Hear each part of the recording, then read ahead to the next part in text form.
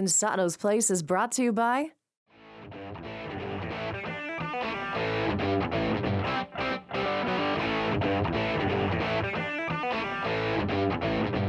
vocal producer extraordinaire, brand new ITLs. We've got some announcements.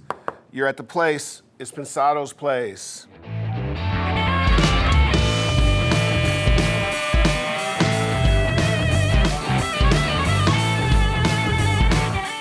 Hey guys, welcome to Pensado's Place. How's it going today? If I wasn't in that shot, I was instructed to lean back. I might have leaned back too far too soon, but I'm getting this stuff down, Herbert. How about you? I'm good. We're only 85 Checking episodes. my little Steve Gerson blue cards today. Nice. You are just a broadcast. Nice, with the little thing on the back. Yeah. Brokaw better watch out. Well, by the way, this space is for rent, in case you want to call Herb at his normal number, 555, bite me. Yeah, call me or we'll handle it for sure. I see your week was good. You're inspired. Well, you know what? Everyone on the show is a friend and someone I admire, or else they wouldn't be on the show. And today is probably I've known Kuk for a long time, and I'm just so excited to have him on the show because he's such a hard worker and he works behind the scenes somewhat. Although now he's probably more famous than the artists he works with. And key to a ton of hits. Yeah, no question about it. Shall we get? Good show. Yeah, shall we get to the stuff? Let's do it. Hi guys. What'd you say? I was wondering if I had an option. No, okay. There was no option. Or you did have one, but I'm snatching it back. Anyhow, hey everybody, good to see you. Make sure you get to social media stuff. You know our drill. Facebook, Twitter, YouTube, get us comments. We'll get stuff back to you. Lots of good things going on. We're happy to be here at the Art Institute of... Absolutely. Exactly. I feel good when I just walk down the hallway. It's kind of cool. Absolutely. Art Institute of California, Los Angeles. We love this home, and it's great for us. Hello to our Vintage King folks. Hey, Vintage King. Drew Towson's in the chat room. Make sure you talk to him. Dave, do you have a Stump the Vintage King? I do. I'd like to know which one of the two owners is his favorite. And a third option might be Chevy. If you like Chevy better than them, just let us know. Or Tom Nemrath. And I'll help you find a job next week. So Drew, pressure's on you. We're sorry about that. Make sure you go to their new website. They've got some really cool stuff. They've redesigned it. Lots of good things for you. VintageKing.com is the space, so make sure you get there. Also, hello to our Avid folks. We're bringing Bobby Lombardi on pretty soon. And Bobby is just a rock star. We're going to drill down. Obviously, we talk about Pro Tools a lot on this show. We're going to drill down into Pro Tools with a real guy who knows a lot of stuff. You're going to learn a lot of things there. Can I say something real quick? Sure, of course. Even though Bobby works for Avid, and it might appear that this might be an Avid-centric show, it's actually much broader than that. Bobby has designed so many pieces of gear, and we're gonna focus a little bit on Pro Tools, but it's gonna definitely be much broader than that. We're gonna go into how a lot of DAWs work, the differences between some of the DAWs, and it's gonna be a show worth watching for everyone. Good point. Good deal. So make sure you know that show's coming up. We'll let you know. You can go to our website to find that out. Now? What's that? Can I lean forward? No, you cannot. Okay. Listen, thank you so much, and keep this part up. Our education program, CTA, where we're gathering information about colleges, universities, audio programs, groups of people, self-controlled, self-regulated groups on online. Make sure you get to our website, fill in that information. We want to compile all the places we're reaching, places we'd like to reach around the globe. That's for everybody. Thanks for what you've done so far. We've got a lot of input, and keep that up. Coming up, we're going up to AES, correct? Yeah, I can't wait. Got a good, huh? I was going to talk about Gobbler. We're going to do a little hang with them, and I'm kind of excited about that. October 27th, we're doing a little hang with Gobbler event. You can check our Facebook page for all that info. There's a cool bar right near the Moscone Center that you'll see the name and information to. Come by, say hello. We're going to have the whole Pensado's team up there. Dave's going to be up there. Will's going to be up there. I'm going to be up there. We're also going to be on the floor on Saturday, seeing a lot of folks. Dave's hosting a panel. He's on a panel for Naris about songs that have affected you. That's going to be standing room only, along with a bunch of other great folks. So we'll see you up at AES for those that can make it. Before we go to ITL, just a real quick thing I did over the weekend. And to our international, right? It's cool, right? Yeah. So, and to our international community, allow me the 2 seconds. The space shuttle returned to LA. There's a lot of pomp and circumstance around it. It flew all over the city low. I didn't go to any of that.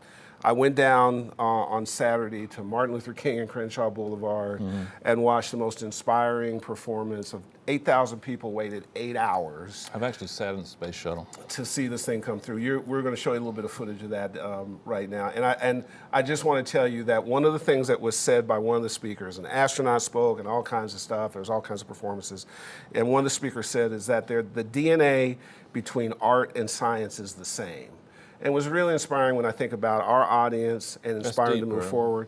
When that shuttle rolled up 3 stories tall, you just stood there and you were amazed at what man could do. This thing flies 5 miles a second, has 115 million miles, and when you just see something that takes off on a booster and then lands like a plane. I was blessed. I was able to do some work for NASA, and I got a tour. Literally, I really did sit in the space shuttle. I got to see all that stuff, and you don't get a feel for the grandeur, and it's like seeing the Grand Canyon on TV and then looking down in that big hole in the ground. It's pretty impressive. It takes your breath away. I don't know how to describe it. Well, and the reason I'm bringing it up is that the inspiration, when you think about the DNA connection, was exactly the same inspiration I have when I'm inspired by music. So the only point I'm making is that, yeah, it was completely the same. Make sure that you reach for the stars, break the bounds, go do your thing. Don't be regular, go for it. So, well, also another way to put it, like we do back home, is it's Merca. We do everything big. Okay. Big. Okay. Big, big, big. Everything in NASA is huge. Yeah. So anyways, so it was a great thing. You'll see some of the footage. Why don't we go to ITL? Okay, I got a quick, sweet, cool ITL for you today. I get a lot of questions, and this one was one I get a lot. So without further ado, here's this week's ITL. Guys, I like spending a lot of time on the internet, different audio sites, Gear Sluts, and some other favorite sites. And I notice that sometimes you guys seem somewhat conflicted about making sounds match, and you hear the word carving out spaces and stuff like that. I ran into this recently on a group, D-Mechanic, that I've been working on. And I thought this might make a good example of the subtleties that you really need to make things fit together. It's never something big.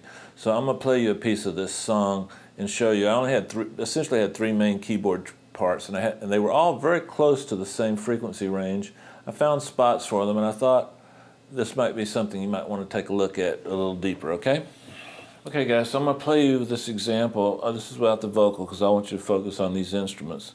The 3 instruments you see at the bottom of the screen were all pretty much in the same area. The big, wide blue one is the bass.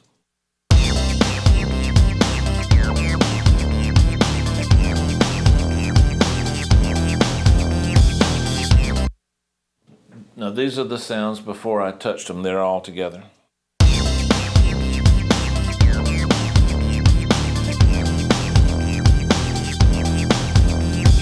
They're distinguishable, but they're not really occupying a space with authority. So let's break it down.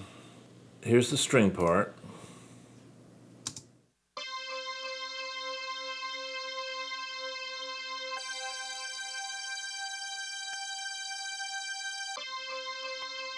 Now what I did here was, I really like this plug-in. This is the Brainworks Saturator. Just trying to add a little grit and color. Check this. Now this also allows me to take a little bit of the middle out.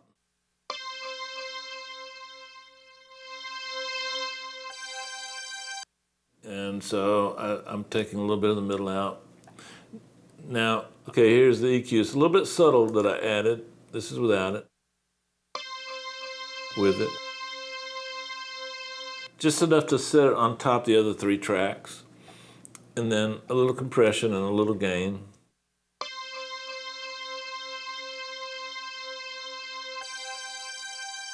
That kind of holds it up there, lets it compete because it's kind of a mellow track. Now this guy,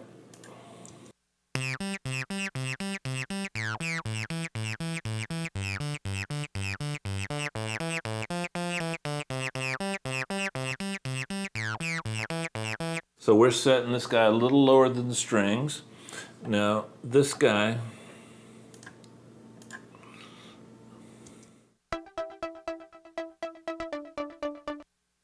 Let's emphasize the percussive element. So I'm going to add a rather high EQ through the vitalizer, which is just a piece of gear that kind of gives us an enhanced attack, but via a combination of EQ and compression.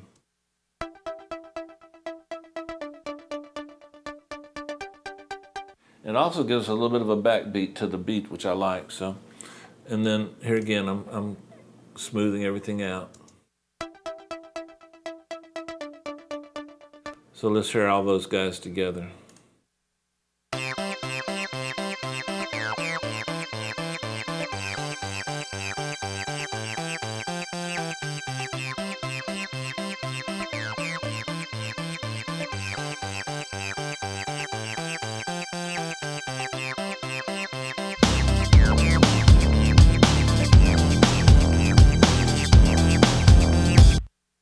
There again, I've got to compete with a lot of mid-range, a lot of drums, and I've got to compete with what's going to happen when this thing gets limited and compressed by Brian Gardner, who's been just doing great work, just great stuff these days, as always. I hope that enlightened you. It's not, our job now is not just separating the sounds, but it's also enhancing them and separating them in such a way that later down the food chain, when they get limited a little bit, they can still compete and stick out. I know this was a subtle one today, but a couple of little things in there. Just a lot of you guys want to know the way my brain works. Lord knows why you want to know that, because I'm not really sure it even works. But there's a little bit of insight into why and how I choose EQs for different things. Okay? Guys, hope you enjoyed that. I did. So let's get right to it, man. Can we? Sure. Kuk, thanks for being on the show, man. Thank you so much for having me. Crazy. I really appreciate it. I was reading somewhere where just recently you were in like 18 million South American countries. Yep. Explain to our audience. Well, first of all, let me explain to our audience. What Kuk does is everything you hear that's a hit on the radio, except for maybe one song, I think, or is it two songs? I can't remember. What Kuk does is he sits with an artist, and his credit might be producer, sometimes his credit might be vocal producer, but what he does is he takes the idea for a song and takes the producer's vision, and then he guides the artist in giving them the best possible performance that they can possibly give to achieve a great record, and his work speaks for itself. So we're going to give you some of those insights, but this is kind of a new thing that you're doing in a way. I mean, you and I have been friends forever, but I don't remember you touring with anybody. Right. Yeah, I'm touring with Jennifer Lopez. She's doing her first world tour. And I've been working with Jennifer for the past 4 years. So my manager, Chris Hicks, had connected me with her because he was A&R in an album that she was doing at that particular time.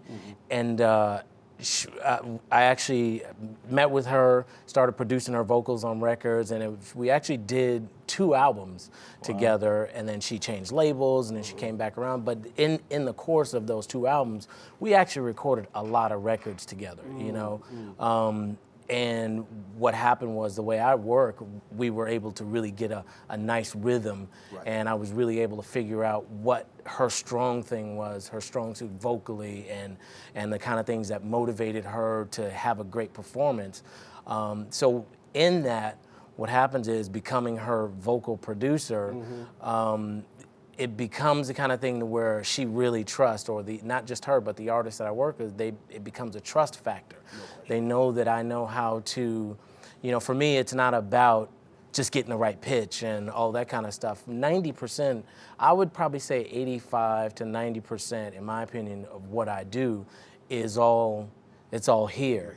Yeah, it's all psychological. It's all about the relationship that we're able to cultivate. I usually say in interviews and stuff like that, the best way that I can describe it is like working with an artist is almost like getting a successful performance out of them is almost like marrying a stranger. No question. Like, they have to feel like when they meet me, when we go in the studio that very first time, when they meet me or connect with me with any session, they have to feel like they've known me forever.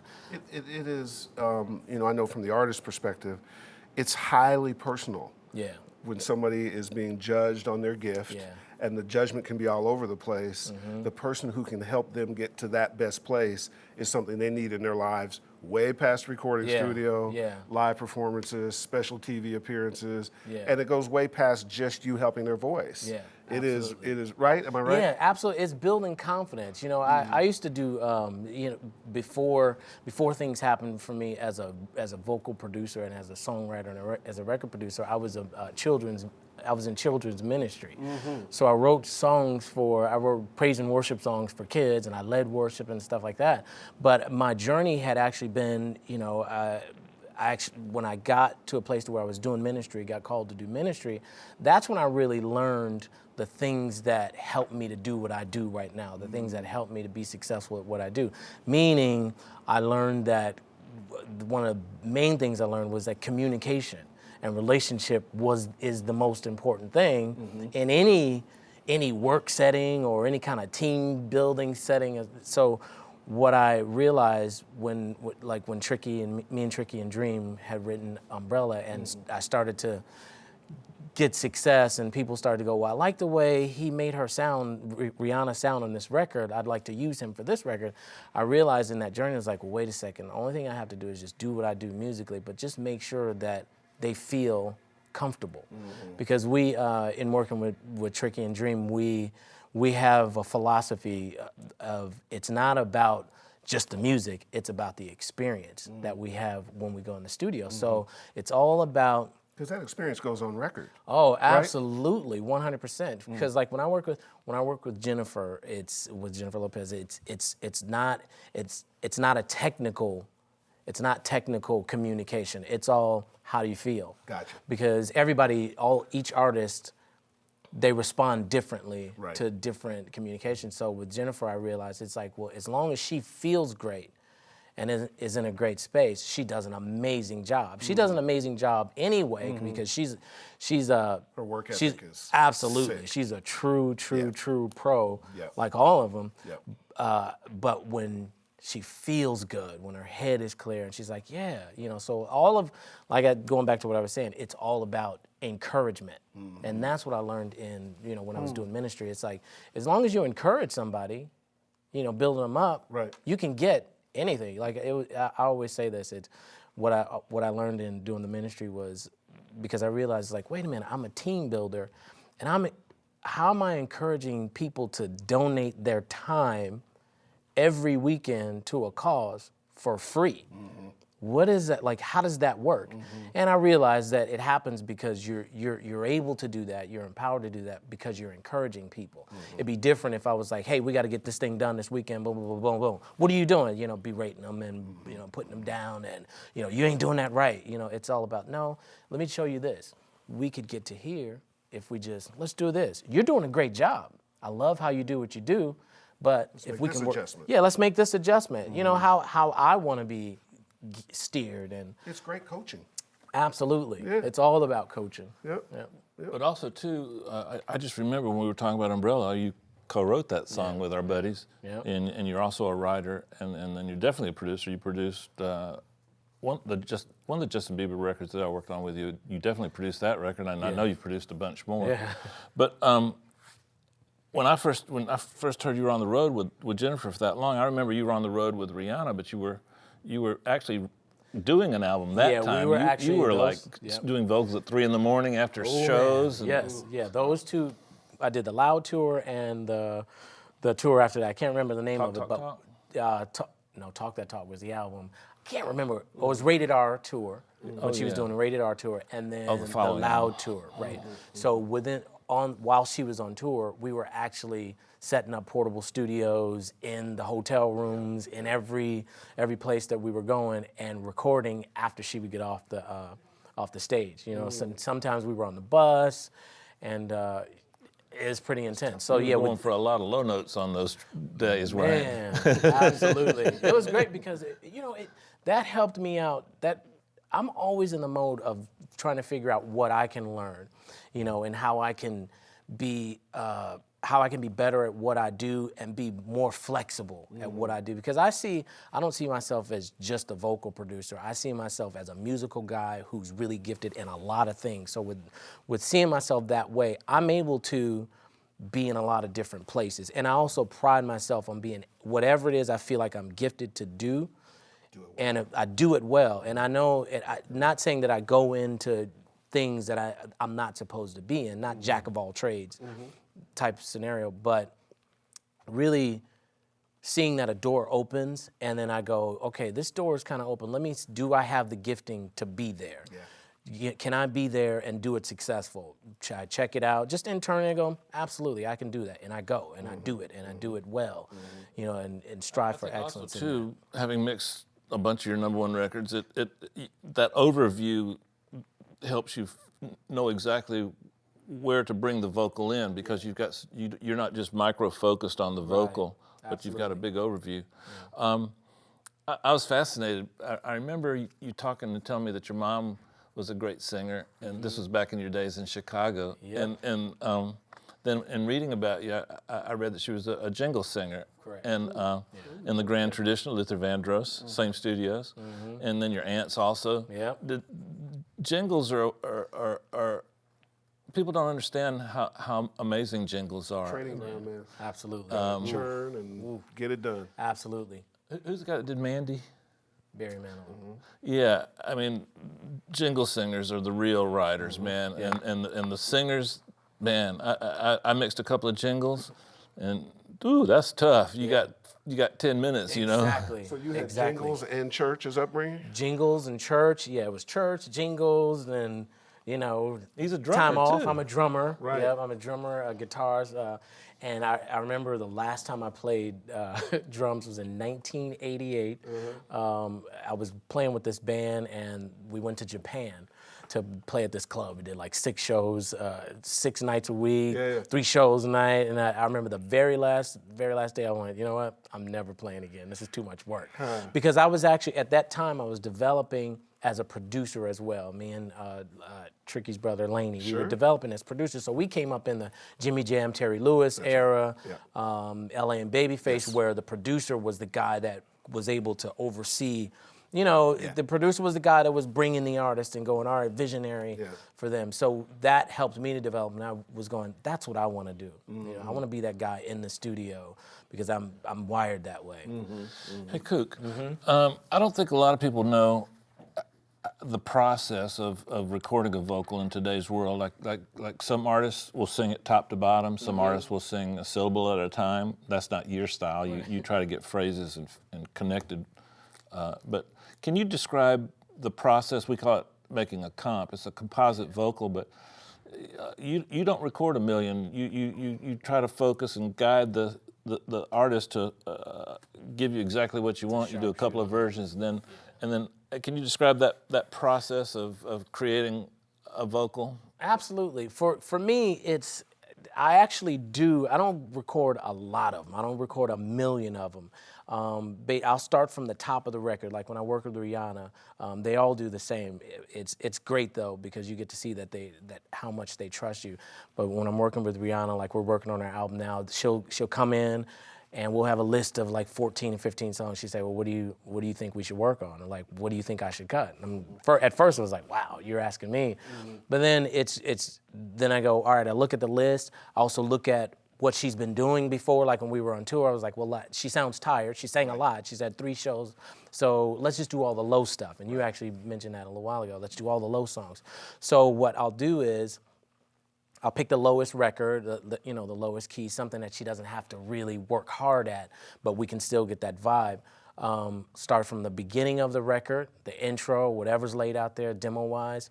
I'll get like the first 2 bars or something like that. I'll focus on what we can actually get out within one breath, so like a phrase. Get that. I'll get like 5 or 6 takes of that. Based on the artists that I'm working with, most of them usually get it within 8, in the playlist, or everybody knows the playlist. So I'll get like 8 different versions, and I'll go cool. But the last 3, the way it always works out, those are usually the ones where they've got it, it's theirs. It's not the first one, huh? Yeah, no, because in that first one, it's after you run it a couple times, because what's happening is in that first one, she's not sure if she's really delivering it right. I'm not sure if we're actually capturing what's really supposed to be there. So it's like, boom, we're learning. It's a dance. Right. Like if you see me in a session, like I'm really dancing, because I actually engineer my vocal session. So because what happens is if I have a person that I have to tell stop, go back, you know, slows you down. it slows me down. I get to control the You pace. watch him do it, Herb. It's like he's a machine because he's so good at it. He's removed the technical part from the process so thoroughly that he can focus on with Kuk. It's all about the relationship of the artist and whatever is going to get a great performance. So he tries to remove and does an excellent job of removes the technology so that they're not intimidated by it. Yeah, it's just in their minds it's just him and them. Absolutely. So I'm focusing on the intro. I get that. Then we'll go to the next section, like the first 3 lines of the first verse. Take, you know, playlist, get like 8 to 10. Sometimes if it's a really tough part, we'll end up getting like 20. But if we're getting up to like 20 takes, it's like, let's move on and come back to that. Because what happens mentally, they start to go, man, they start to go like this. How often do you not finish the song in one day? We always finish the song. Oh, that's cool. Yeah, because I'm able to control the pace of it. My goal is I know what I'm hearing. Burn them out on one line. No. I know like the way the demo is laid out for us. I know what I'm hearing and I know when it's right. So I'm like, got it. Boom, let's go. Boom, boom, boom, boom, boom, boom. I remember the first song that I cut with Rihanna, which was S&M. After we had done Umbrella, which was like, there was like 4 or 5 years in between. Right. We cut S&M and I took her through this pace, you know, it was just like, all right, boom, boom, boom, boom, good. Yeah. We got to the end of the record and I was like, okay, got it, we're good. She was like, really? right. You know, and I was like, yeah, it's good. And then she's like, okay. So she walked out of the room, you know, she never came back in the studio and I started comping. You know, I comped it, went from the top, and knowing that those last 3 passes that's where the special stuff is. Yeah. That makes the job easier. So I'm just going through those last 3, and every now and then you have to go. Notes about when you hear Just something mental good, notes. so you can remember all that. Yeah, I can remember what's there. I can remember what's there because I know the specific passion. Like the lyric dictates the passion that performance should have. So it makes it real easy for me to pinpoint it. So in those last 3 passes, like boom, boom, boom, boom. Sometimes, depending on if the line was really tough, I have to drag all the way up to the top and go, man, I need a certain way. And it could be on a pass that was just terrible from beginning to end. So got it, boom, boom, boom, boom. I don't sing, so I couldn't be a vocal producer, could I? Say no, please. I hate what you do. I couldn't do it. You could do it, but it'd be really tough on you. I'd lay my 9 right on the desk, and yo, bitch, you don't get it this time. We're done. It'd be real tough, but you could get it done. The reason I ask that is because you have such patience. Like we don't want to name names because that would be embarrassing, but. Some artists just aren't good at ad-libs. And so I've seen him teach ad-libs to artists, and he makes them up and he shows it to them. And that's not a negative thing for the artist. No, not at all. Everybody has gifts in different areas. Nor is it uncommon. Exactly. Yeah. But do you ever worry about out-singing the artists you're singing these things to? No, not at all. Because you do. No, I've heard you do. I've heard you do it. I told you I wouldn't embarrass you, but I'm embarrassed you. I've heard you sound better than what was coming back. Thank you so much. And that's kind of common. Well, think about it, Herb. If it wasn't that way, why would they trust him? Yeah, no question. No question. Oh, you're right. He doesn't try to. That's just who he is. When you're good, you're just Thank you. good. Thank you. No doubt about it. Or do you find that... No, hold on. So when you teach them the ad-libs, I like that. When I've seen you do that, I like it when you show them a part and then they sing it back. Yeah. Do you have those pre-planned, or are you ad-libbing? No, I'm ad-libbing because it's all off the cuff because You're it has to, improvising because the ad-lib has to match the kind of record it is. Right. You know, if it's a pop thing, it's got to be a pop ad-lib. If it's urban, if it's R&B, it's got to be R&B, and it has to. There's so many different things. It can't be old school. Right. Ad-lib. It can't be old school. If it's pop, it's got to be current. It can't be too much.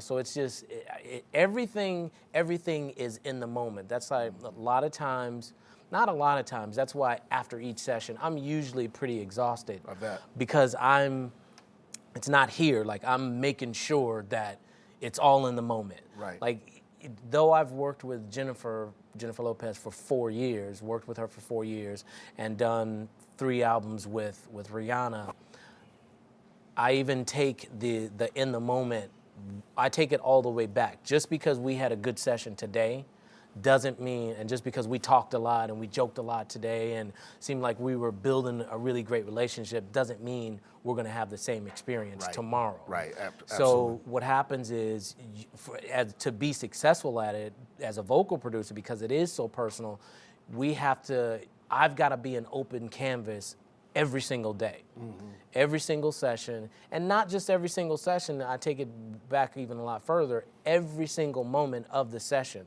because what happens is the superstar artist. The reason why they're superstars is because they're different in so many so many ways. Right. And with that, they're like this. I'm not saying that it's negative, but They're human. They're human, so Yeah. they're like this. So Right. at one point, they're really up. And another point, because of everything that's going on, if Right. they're dealing with paparazzi or whatever, Right. then they're like this. Right. Not saying they're depressed, but they're just in a mode to where they're like, no, I'm not in that really social mode right Right, now. right. So I have to be at a place where I'm just like, she doesn't feel like talking. You know, it speaks to, or do you tell me if it speaks to, because we were talking about before the show, and I've you heard me alluding to what happened when I saw the space shuttle and just being inspired. Do you find that you have to sort of maintain your inspiration level and get that down thing back up? Absolutely. And you also have to be the embodiment of that inspiration. Absolutely. Is that fair? That's definitely fair. That's what the journey is. Every session, every I've moment. also read that you try not to be their friend, because once you get to be Uncle Kuk, then Right. you've lost your effectiveness and your authority too. Right. That's got to be difficult. Exactly. Yeah, it's definitely a journey. It's definitely a tug on my emotions. Sure. Constantly, but I'm wired for that. You find people that, people are wired for different things, and Yes. I realize that I'm a people person. So it's no big deal for me to go on that journey, to go on that. It's like, no, I'm a morning person. I'm a highly motivated person. I like being up. I don't enjoy being, down and out. That's just not my thing. I'm just naturally up. So, and I know the importance. I just have a philosophy on life. No matter what, like I walk through the airport all the time when I'm on the road, and I look at people, and I know that no matter how upset somebody looks, no matter what's going on in life, everybody wants to be encouraged. Absolutely. Absolutely. No matter what. So I take that into everything I do, and I take that into the vocal production. So as long as we're encouraging, it's gonna work. Well, I don't think you could have the multiple hats. I mean, coach, vocal producer, drummer, musician, obviously guitar player, engineer, songwriter. But you have to be inspired. So for our audience, which is a combination of people attempting to do things, Yeah. some pros. Yeah. Don't you think that inspiration hook is important, that they reach for it? Absolutely, They- you got to they reach for break through boundaries, correct? Absolutely, yes. Break through the boundaries. Like, my whole thing is I tell my team all the time. I have a team of people that help me do what I do, and I'll cast a vision for what I want to do as far as branding or as far as taking what we do to the next level. And it's no discredit to anyone, but when I cast that vision, like I know. Because of how things are laid out, I call it plug and play. Yeah. Everything is plug and play right now. It's just like we can do absolutely anything. Right. So when they come back and go, yeah, I know you want to do this, but normally it doesn't. I always go, I don't want to hear that. No normal. I don't want to be normal. I'm not trying to be normal, because when you're normal, you're not a like, I want to do groundbreaking stuff. Absolutely. And I want to think outside the box. I want to be that person that people go, man, I never expected. And the reason, let me finish this. I never expected to see that guy do this. Right. And I'll say that as to what I'm actually doing now. I didn't expect for me to be where I am. Listen, I read a New York Times article on you, which I was so pleased to read, Yeah, me too. and mostly because, the craftsmanship behind the scenes, a lot of people don't know about. One of the advantages of the show is we get to bring that to people. And then to have it noticed on such a scale that was partially because of the level of the clients, which are triple grade A superstars, being handled by a triple grade A superstar, what they do. And I just was so, in knowing you from back in the backroom days and coming together and watching the growth, I called Dave immediately and said, we got to get Kuk. This is so hot. So, you know, it's a pleasure for us to have that level. Thank you. Somebody that we know in that professional. I think I asked you like the second week or third week of the show. I mean, you did. And then you were going, "What is this crazy show?" No, he was busy. No, it was always it was busy. actually No, he it was tried to so help us crazy. out. I'd been trying, and it just it Things hasn't were stopped. just skyrocketing for you. Yeah. Okay, Kuk. Yeah. In terms of the test that a line must pass in order to get moved up into the comp track, take me through that mental process for you. Do you go ching ching ching, groove good, ching ching, pitch okay, good, up, vibe, emotion good. Okay, Yes. this one makes it up to the comp. Absolutely. How do you? Is that what you do? That is it, Well, and that's it sad, happens 'cause I was within. hoping- But I'll break it down for you. The thing about it, the thing that helps, and this goes back to what you had mentioned earlier about doing jingles. Like me doing jingles, you get your best training in that because you have to learn how to. First of all, you got to learn how to write it. Yep. Very soon. It has to be excellent, and it has to go on the air the next day. Yep. So all that goes into everything that I do now. Everything has to be a split second decision. You know, it's like, that's hot. Oh, it's got, the vibe is right, the pitch is okay, groove is good, this is happening, love it, boom, And that's it. not always intellectual. Some of that's feel, right? It's of it's feel. all feel. Exactly, Like precisely. I see everything for me is about the feel. Yeah. It's about the feel because that's what the consumer.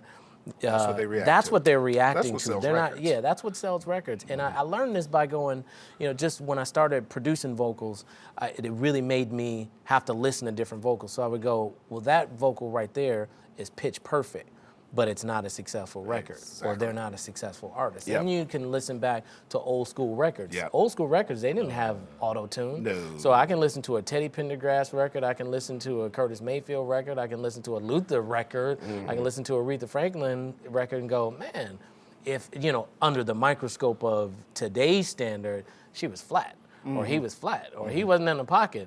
No, but that stuff felt right. Felt right. So I go, Absolutely. ah. A lost That's art. what we're looking for. Yeah, those guys knew it when it was right too. Exactly. Hey, Kuk, if I'm a cat working at home on my own songs and I'm trying to get my own record on YouTube, what of these techniques can I apply to myself? Is it possible for me to self-produce myself with these same techniques in a way? You know, if you're singing, Yeah. yeah, you can. One of the biggest things that you have to do, and I know this sounds crazy, but the first thing that you have to implement is patience With yourself? with yourself, because you're going to go through a lot of different elements and a lot of different changes and a lot of different things mentally through the process of recording a 3-minute record. You're gonna be in your head, you're gonna be hearing all kind of voices. Man, should I really be doing this? No, maybe I should. Am I good at this? Or is this right? Is this how he would do it? Would Babyface do it like this? Would Jimmy, is this a Maroon 5 vibe or whatever? So you have to just be patient, and you have to be sold on the fact that you do know what you're doing. Like if you have to be like, no, this is what I do. Right. And you have to patience, and you got to have vision. Yes. You know, I know it's all creative, but you got to have vision, because if you have vision, it'll create the determination for you to see it through. Absolutely. You know, to see this process from beginning to end through all the different things that you're challenges that you're going to hear. It's like, no, this is right. This is on point. You know, I tell, because in our conversations, oftentimes I get tasked with the vision responsibility. And I tell people all the time, the vision is a great gift. It allows you to know where you're going. It also you can tell when the train is getting ready to come run over you. Exactly. And you need to know both of those things in order to get people to be inspired to go with you. Absolutely. They have to feel safe you're going to go there. You know, let's bring G.I. Griffin in, G.I., and we'll work in some of your questions and corner off as well, too. G.I., how are you? Good. You got some good stuff for our guests? Always. All right, tee one up.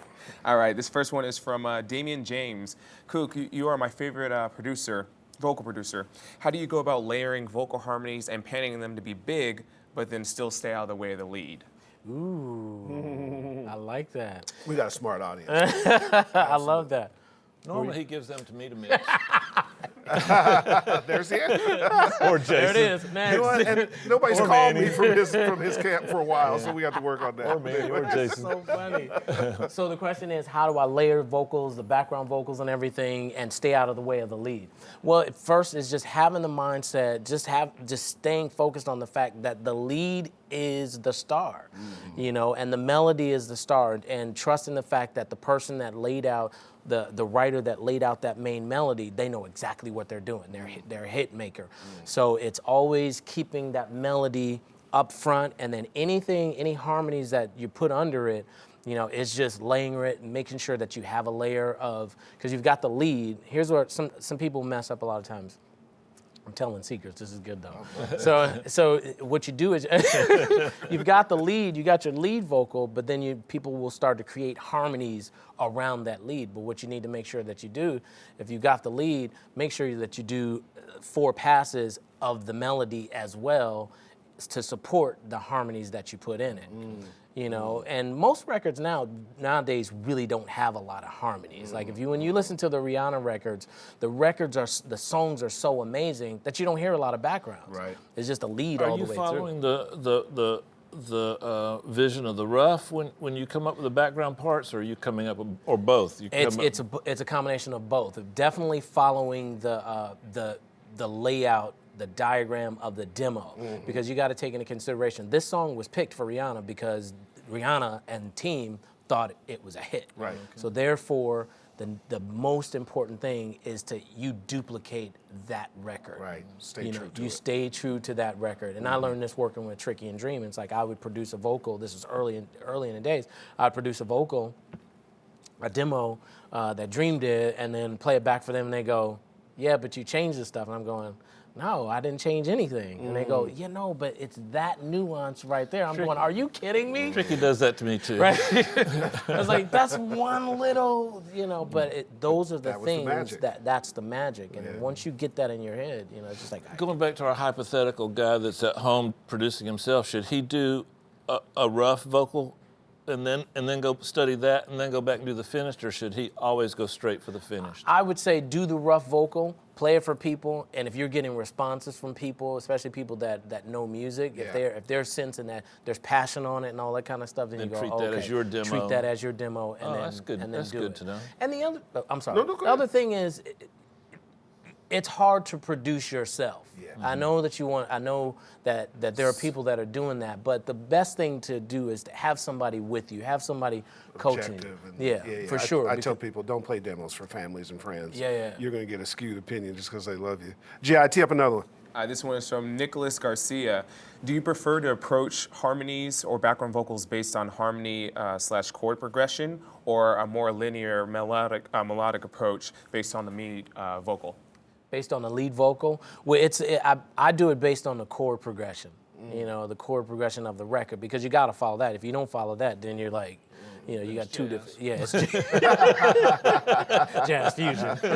Jazz fusion. If you play it twice, it's jazz. If you only do it once, it's a mistake. Smooth jazz. That's good. Well, there you go. G.I. I didn't make that up. That's all Southern saying. So the next one is from Alex Munn. Kuk, say that you have a vocalist that is pitch perfect. How can you coax more feel out of the artist for a better performance? In those instances, it's coaching them in, this is really a great example with Jennifer. Jennifer has, she's got a wide range of emotion. Like she's an actress, so you can say, "Oh, do this," and she pulls it from her reservoir. It's great because she does this thing where she'll sing a line like, you don't know me. You can sing it clear like that, or go, you don't know me. And when she does it, I go, oh, we call that the cry. I was like, put the cry in it. Absolutely. You know, so it's cry. telling them, you know, well, cry when you sing it. You know, sing it real sexy. You know, Right. what does that mean? Or like, get with Rihanna, like put that authority on it. You know, and then with that, when you say these things, they go, oh, you know, or you go, sing it sexy, and they go, Yeah, Rihanna's got You know what I that mean? tone. I can hear you sometimes encouraging that tone back, man. because I guess it comes from up here somewhere. I Yeah, just love that tone. It's amazing. All right, next one is from more bass, please. Kuk, you mentioned having to stay current in regards to cutting your records. Do you ever feel that tramples on the creativity having that barrier in place? Staying current. Say it one more time. You mentioned having to stay current in regards to cutting your records. Do you feel that tramples on the creativity having that standard in place? No, it adds to the creativity, because if I'm not taking that into consideration, that makes the record dated, you know, and it doesn't stay in line with how the audience is changing. You know what I mean? Like when Justin Bieber, when we started, Justin had to sing a certain way when he was 14, when we first started, but when we did this last album, Last sounds great, by the way. Thank you. The growth is Thank you so much. clearly there. I had to, in every single record, at every moment, I had to take, it's got to be current, like, because Justin, he sings a different way now. He's got more swagger. He's realized he's knows found who more he tools is. in Yeah, there. yeah. So I have to go, all right, it's got to be current for the artist as well as the audience. Let me ask you a Kuk questions, because you've gotten, how many, 4 Grammys? And, 4 Grammys, a Golden Globe nomination. absolutely, and Grammy nominations. You won Grammys, One and for Golden Globe nomination, and then had probably 3 other nominations. how do you now push yourself? What is your horizon? Has it expanded? With meaning the things that I want to do, or because you're at a great, you're at a superstar level. Absolutely. But you don't strike me as the type that's going to settle. No, I'm not gonna settle. I know that, I feel like I'm, things change. Yeah. Things change. I always want to do what I do, but I feel like there's always gonna be, and this is no disrespect to anyone, there's always gonna be a changing of the guards. Yes, indeed. In everything. Yes, indeed. So one of the things that motivated me to helped motivate me to get to where I am was always going, oh, I see what that guy does. I can do that. Oh God, I live that way. I can do that. I do that. If not, if not better, but just as good as. So, I can do my version. I can do my version. Yeah. Herb, you just reminded me of something in that expansion and not staying within the boundaries that you find yourself in at the moment. He's got an imprint or his own label over at under Jimmy at Interscope, and he's got help me, I always forget, Calvillo sisters. There's 3 sisters. I heard them one day do a Beatles medley. Blew me away. I've been waiting for that record to come out. And then Savannah Van Band. Where'd you find those guys for your label? They are, one of the kids. Great singer. Oh, thank you so much. One of the guitarists in the band I've known since he was like 4 years old. Wow. He's 20 years old now, and they've put together this incredible pop rock band that I've been blessed, fortunate to be in the mode of helping them they write all their own stuff, develop them, and put them on the road. You gotta get that cell phone video's not killing me. The audio on that, it still sounds great, even though it's horrible audio. But man, if you can sound good on an iPhone audio. Sugar Wooga Entertainment. Sugar Wooga Entertainment. My company, Sugar Wooga Music. G.I. tee up one more for us. All right, last one from Cool Tendon. Wanted to know your favorite mic chain in general, and on recording the background vocals, do you prefer using a different mic or specific technique that's different from the lead? Yeah, that's a very good question. My favorite mic chain, it changes, because what happens is you can't stick to the same chain with every artist, because it's like I can't use the same mic on every artist, because everybody's voice is different. But my favorite, like my go-to chain would probably be C800, the Sony C800, the TubeTech CL1B, and the Neve 1081 or 1073. Yeah.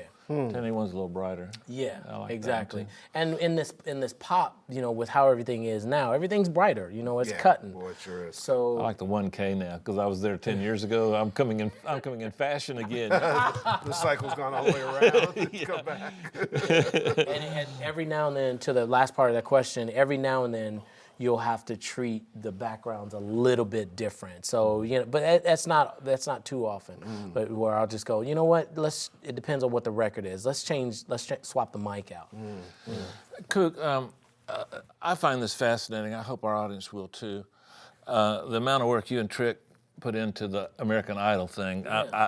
Whooper was on my phone a lot, and we were, poor little guy, he was working so hard, so I know you were like going around the clock. No doubt about it. That took a lot of skill to get, you were coaching and, not coaching, but you were like helping them produce the vocals and getting them. Yep. That was a lot of work. I bet your jingle experience helped with that. 100%. Because Speed. what happened was I remember Tricky first laid out the schedule and he's like, all right, so you ready? He's like, all right, we have 6 artists. Every Saturday morning, they're gonna come through and you have an hour and a half with each one of the artists. The people were like, they were like, you got an hour and a half to get the lead done. I was going, is that it? Because I usually, I run it through the pace. Right. So for me, that really wasn't a big deal. Right. But after a while, it became tiring because what we weren't expecting was having the cameras in there the whole time. Right. So the cameras started coming in, and they saw me doing this, doing what I do with the artists, going through the dance. Right. And then they started going, wait a minute, who's this dude? Right. Like, what is he? It's like, he's a show.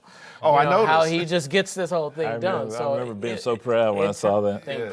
Absolutely. It was a lot of fun. It was a lot of fun. Did you have your imprint before that or after that? Yeah, I had it before that. You did? Yep. Because I was thinking, I bet Jimmy really trusted you after that. Yeah, that instance or that thing, that show really did grow.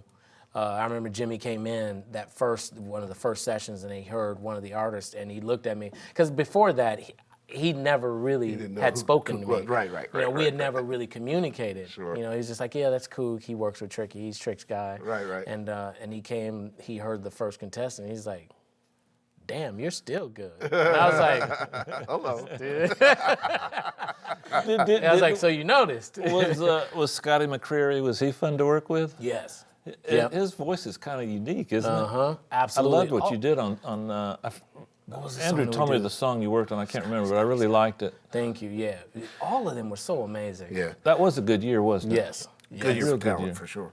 So how are you going to deal with this problem? There's some guys named Dave and Herb. They're going to call you back and say, hey, Kuk, you want to come back on the show? And we'll do some You got to more. book him now. 'Cause Absolutely. We got to get in a I'm long-ass just line waiting. to get him. It took I'm me just waiting till the 18 months cameras to- go off. It took So me I 18 months to so I get can put him in a headlock and say, Right. Kuk, come on. Right. Man, No. We're so happy Thank you for so you, man. much. Thank you so much. I really congratulations. Nah, you're the So best. proud of you, man. And by the way, tell Laney hello. I haven't spoken to Absolutely. him I will. forever. I definitely All the Stewart brothers, everybody, 100%. tell everybody in the Those are my camp to say cousins. hello. Those are my guys. No question, and we all share a really interesting Yep. back room. Absolutely. As we all came up. Yes, Absolutely. absolutely. What a pleasure. We Thank you definitely so want to have much. you back. Yeah, Our Kuk, artists I gonna know eat this up. you can stay up late because you spent some time with us. I really appreciate it, man. And tell your girl thank you too. She did a Oh, good job. Absolutely. I will. Everybody on the team is wonderful. Thank you. Wonderful. Thank you. Absolutely. Say goodbye, my friend. Okay, guys. As always, I want to leave you with a little small Jerry Springer moment here. Sometimes you get information that seems like it's in one area, but apply it to what you're doing, because the things that Kuk, like we said a little bit, the things he does that apply to the way he works with other artists are things you can apply to yourself in your home studio, and then as you practice on yourself, maybe one day you can grow up and get a job as an assistant Kuk Jr. Absolutely. Kuk, thanks so much, my friend. Love you. And we'll see you guys next week.